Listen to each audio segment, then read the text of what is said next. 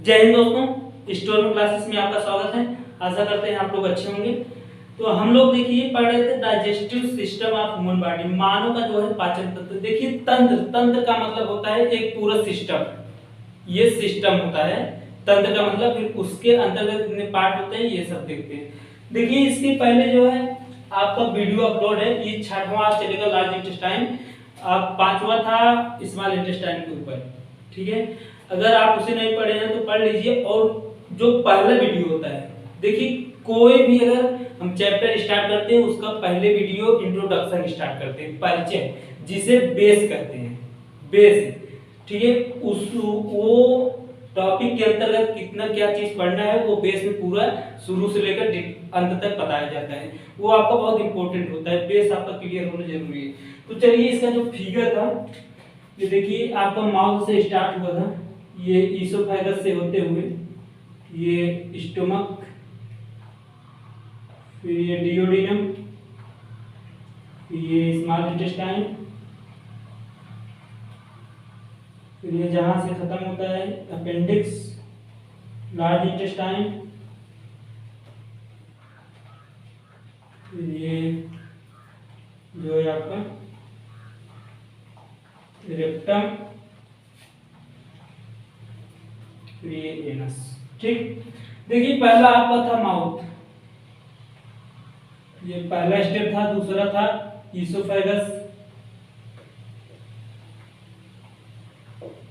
Mouth को मुख, मुख कहते हैं या फिर बक्कल कैविटी भी कहते हैं, माउथ कैविटी भी कहते हैं और ओरल कैविटी भी कहते हैं माउथ को। और दूसरा ईसोफेगस था, इसे जो है ग्रास नली कहते हैं, ये जो आपका होता है ग्रास नली, जहां पे भोजन रुकता नहीं है। फिर ये यहाँ पे स्टोमक, स्टोमक जिसे आमाशय कहते हैं, ये तीसरा स्टेप था। आमाशय जहां पर भोजन 3 से 4 घंटे के लिए स्टोर होता है। फिर आपका ये जो सी शेप का था, ये चौथा स्टेप था आपका डियोडिनम, डुओडिनम, ठीक, जिसे ग्रहणी कहते हैं हिंदी में। और आपका ये जो 5वां स्टेप था स्मॉल इंटेस्टाइन, स्मॉल इंटेस्टाइन, ये आपका 5वां स्टेप था, ठीक। अब ये जो 6वां स्टेप हम लोगों ने पहला, दूसरा, तीसरा, चौथा, 5वां यहां तक कंप्लीट कर लिए हैं। आपके टोटल देखिए माउथ के ऊपर आपका 3 वीडियो बना है, ठीक है। सबसे पहला जो पार्ट है वो इंट्रोडक्शन पे है, फिर 2.1, 2.2, 2.3 ये माउथ के ऊपर बना है। फिर ईसोफेगस और स्टोमक के 3.1, 3.2 दो वीडियो बना है। और ये डियोडिनम भी साथ में है, डियोडिनम और स्मॉल इंटेस्टाइन ये जो है आपके एक वीडियो में कंप्लीट है मतलब पार्ट 4 में। और अब पार्ट 5 में, पार्ट 5 में हम देखेंगे, पार्ट 5 में देखेंगे हम जो है लार्ज इंटेस्टाइन,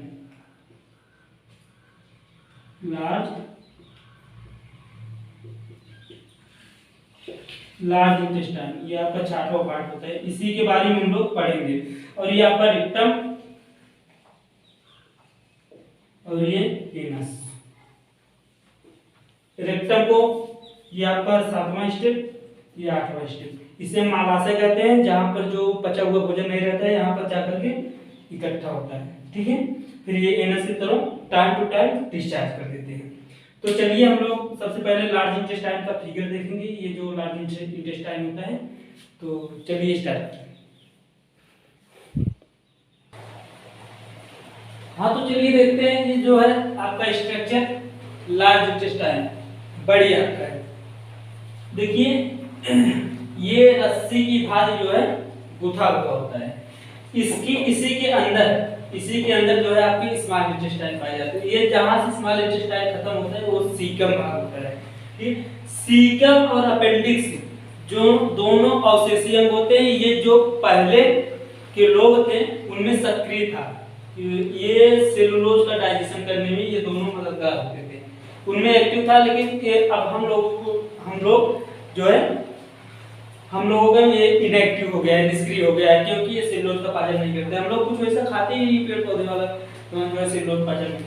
और देखिए इसके आपकी जो लार्ज इंटेस्टाइन है, इसके 3 पार्ट होते हैं, एक सीकम होता है, एक कोलन होता है और एक रेक्टम होता है। जो सीकम होता है ये जहां से आपका स्मॉल इंटेस्टाइन फिनिश होता है वहीं से स्टार्ट होता है, तो हो जाता है। देखिए स्मॉल वो सीकम ए स्मॉल ब्लाइंड सैक, इसे स्मॉल छोटा ब्लाइंड सैक अंधात्र कहते हैं। सैक अंधात्र हिंदी जो है यही कहते हैं, इसे अंधात्र कहते हैं। ब्लाइंड सैक आप याद कर लीजिए। देखिए जो स्मॉल सैक होता है, स्मॉल सैक ब्लाइंड सैक को कहां पे किसे कहते हैं, उसे जो है सीकम को कहते हैं, ठीक है। और जो कॉलन होता है, कॉलन वो तीन पार्ट में बटा होता है। ये देखिए यहां से लेकर के यहां तक आपका कॉलन होता है, ठीक। यहां से लेकर के यहां तक आपको कॉलन होता है। देखिए असेंडिंग पार्ट, ट्रांसवर्स पार्ट और डिसेंडिंग पार्ट। असेंडिंग कॉलन, देखिए कॉलन को वृत्तांत कहते हैं, इसे हिंदी में वृत्तांत कहते हैं। असेंडिंग कॉलन को आरोही वृत्तांत कहते हैं और डिसेंडिंग और ट्रांसवर्स कॉलम को अनुप्रस्थ वृत्तांत कहते हैं और डिसेंडिंग कॉलम को उतरते वृत्तांत, मतलब जहां से उतर रहा है धीरे धीरे। देखिए ये धीरे धीरे उतर रहा है, ये फिनिश हो रहा है, फिर जाकर के यहाँ रेक्टम मालाशय के पास ये खत्म होगा। ये भी जो रेक्टम होता है ये बड़ी आंत का पार्ट होता है, और रेक्टम से जस्ट आगे आपका एनस होता है, ओपनिंग होता है आउट की तरफ बाहर। ये आपके तीन पार्ट होते हैं, सीकम, कॉलन, रेक्टम। जो सीकम होता है ये स्मॉल ब्लाइंड सैक होता है, और कॉलन तीन पार्ट में डिवाइड होते हैं, असेंडिंग पार्ट, ट्रांसवर्सल पार्ट और डिसेंडिंग पार्ट, ठीक। और रेक्टम जो होता है open out through the anus, मतलब ओपन आउट, मतलब जो इसका ओपनिंग होता है वो बाहर की तरफ होता है, जो एनस होता है, एनस के थ्रू ये बाहर की तरफ इसकी ओपनिंग होता है। तो ये समझ में आ गया। तो चलिए इसकी पॉइंट टू पॉइंट देख लेते हैं। हाँ दोस्तों चलिए इस जो है पॉइंट टू पॉइंट देख लेते हैं। देखिए स्मॉल तथा लार्ज इंटेस्टाइन, जो छोटी आंत होती है और बड़ी आंत होती है, उसके जो बीच अवशेषीय अंग होते हैं, ये स्मॉल इंटेस्टाइन हो गया। फिर उसके बाद ये लार्ज इंटेस्टाइन, इसके लार्ज इंटेस्टाइन के अंदर ही ये जो ऐसे ऐसे करके हमने नहीं बताया था, एक मिनट, ऐसे ऐसे ऐसे ऐसे करके नहीं बताया था, ये आपकी स्मॉल इंटेस्टाइन इसी के अंदर होते हैं, ठीक है।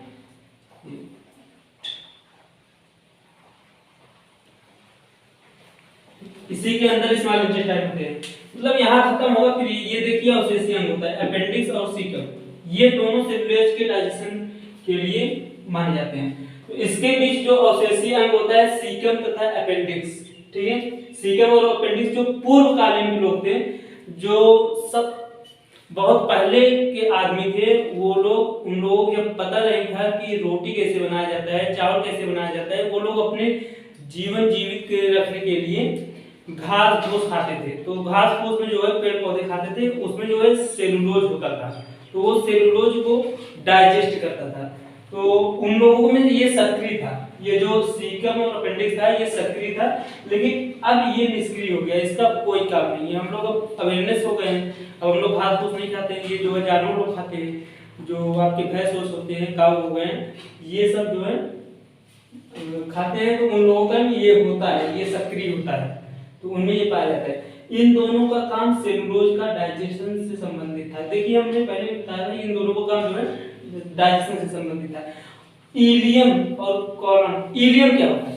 देखिए इलियम जहां से आपका स्मॉल इंटेस्टाइन खत्म होता है, वो स्मॉल इंटेस्टाइन में हमने आपको बताया था कि इलियम होता है, वहां जहां से खत्म होता है वहां इलियम और कॉलन, ये जो कॉलन होता है यहाँ से जो आपका स्टार्ट होता है, इसके जोड़ पर एक वाल्व पाई जाती है। वाल्व क्या काम करती है? देखिए जो वाल्व होती है ये आपको मान लीजिए स्मॉल इंटेस्टाइन हो गया, ये लार्ज, यहाँ ये बेस में जुड़ रहा है, कहीं लार्ज इंटेस्टाइन का खाना स्मॉल इंटेस्टाइन में न चला है, इसलिए वो वाल्व उसे ढके रखती है, आने नहीं देती। अगर स्मॉल इंटेस्टाइन से लार्ज इंटेस्टाइन में अगर फूड चला गया, आपका भोजन चला गया, तो वो जो है बाहर निकलना है उसे, फिर वहां पे नहीं हो सकता, स्मॉल इंटेस्टाइन में नहीं आ सकता। उसका काम यही है। देखिए वाल्व पाया जाता है, उसे इलियोसिकल वाल्व कहते हैं। इलियोसिकल, ये क्वेश्चन बढ़िया है, ये क्वेश्चन पूछता है, क्वेश्चन बहुत तगड़ा है, इसे देख लीजिए आप लोग। क्वेश्चन कैसे पूछेगा हम आपको बता रहे हैं। देखिए जो इलियम होता है और कॉलम का, इलियम और कॉलम के मध्य या जोड़ में जो वाल्व पाई जाती है उस वाल्व का नाम क्या होता है। तो ऑप्शन में दूसरा को दे देगा, फिर और आपका एक ऑप्शन इलियोसिकल करके दे देगा, तो इलियोसिकल आपका ऑप्शन हो जाएगा। या फिर ऐसे पूछेगा इलियोसिकल वाल्व कहाँ पे पाई जाती है, इलियम और कॉलम के बीच में पाई जाती है। ठीक, यह वाल्व फूड को वापस स्मॉल इंटेस्टाइन में नहीं जाने देता है, बता दिया था मैंने भी। फिर भी जो है वाल्व को ढक के रखती है, स्मॉल इंटेस्टाइन में नहीं जाने देता है। ठीक है, तो आई होप आपको ये समझ में आ गया होगा। आपका ये लार्ज इंटेस्टाइन खत्म हो चुका है। अब चलिए इसी के अंदर हम जो है रेक्टम और एनस दोनों के बारे में पढ़ लेते हैं। तो चलिए समझ लेते हैं। हाँ तो देखिए हम लोगों ने ये छठवां में पढ़ लिया था, छठवां पढ़ लिया था जो है आपका लार्ज इंटेस्टाइन। अब सातवां, ये जो सातवां है ये आपका लार्ज इंटेस्टाइन था छठवां। अब सातवां रेक्टम। देखिए रेक्टम मालाशय, ये पार्ट ऑफ लार्ज इंटेस्टाइन, जो बड़ी आंत होती है उसी का ये भाग होता है। ये देखिए इसी में अटैच है, आपके बड़ी आंत में लार्ज इंटेस्टाइन में अटैच है। ये रेक्टम भी इसी का पार्ट होता है। ठीक है, लार्ज इंटेस्टाइन का। और स्टोर वेस्ट मटेरियल, जो आपके भोजन नहीं पचते हैं वो यहाँ पर स्टोर होता है। ये जो फूड होता है यहाँ पर आकर के स्टोर होता है। ठीक है, ये गुम्बाड़े की तरह होता है। जो आपका ये मालाशय है या फिर रेक्टम है, ये गुम्बाड़े की तरह होता है। जैसे गुम्बाड़ा आप ले लीजिए, पिचका रहेगा, उसमें आप वाटर डालते जाइए, फूलता चला जाएगा, फूलता चला जाएगा, बड़ा हो जाएगा। ठीक है, उसी प्रकार ये भी ऐसे पिचका रहता है। लेकिन जब वेस्ट पदार्थ आता है, जो बचा हुआ भोजन नहीं रहता है, ये धीरे धीरे फूलता है। फिर उसके बाद एक टाइम आ जाता है इसका पूरा फूल हो जाता है फूलना। तो ये एनस को कहता है भाई साहब अब जो है इसकी हमारी कैपेसिटी फुल हो गई है, अब आप इसे जो है बाहर की तरफ निकालिए, डिस्चार्ज कीजिए। तब जो है हमें टाइम टू टाइम मतलब फीलिंग आती है, अंदर से फीलिंग आती है कि अब हमें जो है लैट्रिन जाना है। तो लैट्रिन के रास्ते ये पूरा निकल जाता है फीकल मटेरियल। तो इसमें H2O का एब्जॉर्प्शन हो जाता है, पानी का जो है सोख लेते हैं। तो देखिए सूखा सूखा सूखा निकलता है लैट्रिन। ठीक, अब आपका जो है ये भी आपका फिनिश हो गया रेक्टम। अब लास्ट बचा है एनस। ठीक, एनस देखिए रेक्टम में स्टोर वेस्ट पदार्थ, जो रेक्टम में वेस्ट पदार्थ स्टोर होता है या फिर वेस्ट मटेरियल या फीकल मटेरियल भी बोलते हैं उसे, फीकल मटेरियल लैट्रिन जिसे बोलते हैं। ठीक, को टाइम टू टाइम डिस्चार्ज करता है। ये एनस एक ओपनिंग होता है, आहार नाल का सबसे लास्ट ओपनिंग होता है, वो पीछे मतलब टाइम टू टाइम अगर डिस्चार्ज करता है। यह एलिमेंट्री कैनाल का सबसे लास्ट पार्ट होता है, जो आपका आहार नाल होता है, जो मुख से शुरू होता है। देखिए पूरे शरीर का सबसे बड़ी जो नली होती है आहार नाल होता है, वो आपका यही होता है एलिमेंट्री कैनाल। आगे से शुरू होता है, पीछे से खत्म होता है, मुख से शुरू होता है, फिर ये आपका जो है स्मॉल इंटेस्टाइन से होते हुए ये जाकर के लास्ट में एनस में खत्म होता है। अर्थात यहाँ पर एलिमेंट्री कैनाल खत्म हो जाती है, ये लास्ट में एनस के पास एलिमेंट्री कैनाल फिनिश हो जाती है। देखिए जो एलिमेंट्री कैनाल होता है उसके वो आपके माउथ से शुरू होता है, ईसोफेगस से होते हुए और जो है स्टोमक में जाकर के फूड 4 से 5 घंटे स्टोर रहता है। फिर उसके बाद स्टोमक से स्मॉल इंटेस्टाइन में जाता है, स्मॉल इंटेस्टाइन से लार्ज इंटेस्टाइन में जाता है। स्मॉल इंटेस्टाइन में भोजन पूर्ण रूप से पच जाता है, लेकिन कुछ कॉम्प्लेक्स प्रोटीनें होती हैं वो नहीं पच पाती हैं, तो जाकर के लार्ज इंटेस्टाइन में वो जाकर के एकदम पूरा पच जाता है और जो है H2O का एब्जॉर्ब कर लिया जाता है, मतलब पानी को एब्जॉर्ब कर लिया जाता है, अवशोषण कर लिया जाता है। और जो आपका पचा हुआ भोजन नहीं होता है वो जाकर के रेक्टम में इकट्ठा होता है, फिर टाइम टू टाइम एनस के थ्रू में बाहर भी किया जाता है। तो आपका जो है ये देखिए डाइजेस्टिव का आपका पहला वाला कंप्लीट हो गया। इस हमने पहले ही बताया था डाइजेशन आपका जो है 2 प्रकार से होता है, एक एलिमेंट्री कैनाल होते हैं और एक होता है ग्लैंड्स। ठीक है, डाइजेशन ग्लैंड। अब ये एलिमेंट्री कैनाल हम लोगों ने पूरा पढ़ लिया है, अब जो है हम लोग ग्लैंड के बारे में देखेंगे। तो ये वीडियो थोड़ा लंबा हो रहा है, इसलिए अब अगले वीडियो में हम लोग ग्लैंड्स के बारे में देखेंगे, कौन कौन सी ग्रंथि है, कहाँ कहाँ। देखिए मेन रूप से आपकी 3 ही ग्रंथि होती है, एक सलाइवरी ग्लैंड होता है, एक यकृत होता है, एक पैंक्रियाज होता है। ठीक है, यकृत को लीवर कहते हैं। लीवर हमारे शरीर का सबसे बड़ा ग्लैंड होता है, सबसे बड़ी ग्रंथि होती है जो कि भूरे रंग का होता है। तो उन सब के बारे में एक एक करके हम लोग पढ़ेंगे। सबसे पहले सलाइवरी ग्लैंड के पढ़ेंगे, फिर उसके बाद लीवर के बारे में पढ़ेंगे, फिर पैंक्रियाज के बारे में पढ़ेंगे। पैंक्रियाज हमने बताया था आपको, जो है जो आपका वो क्या बोलते हैं डियोडिनम होता है, वो मतलब स्मॉल इंटेस्टाइन और स्टोमक और स्मॉल इंटेस्टाइन के बीच में डियोडिनम होता है, उसी के जस्ट बगल में। ठीक है, जस्ट बगल में मतलब राइट साइड में आपका पैंक्रियाज होता है, जो कि बाइल जूस निकालता है। उसके बाद पैंक्रियाटिक डक्ट होता है, वो भी पाचन में योगदान करता है, उसके बारे में पढ़ेंगे। तो ये वीडियो यहीं पे स्टॉप करते हैं, क्योंकि वीडियो थोड़ा लंबा हो रहा है और ज़्यादा लंबा वीडियो देखने में बोरिंग लगता है।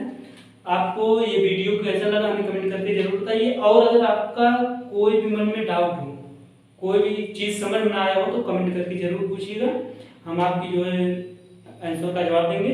आपको ये वीडियो कैसा लगा हमें कमेंट करके जरूर बताइए। जय हिंद, धन्यवाद।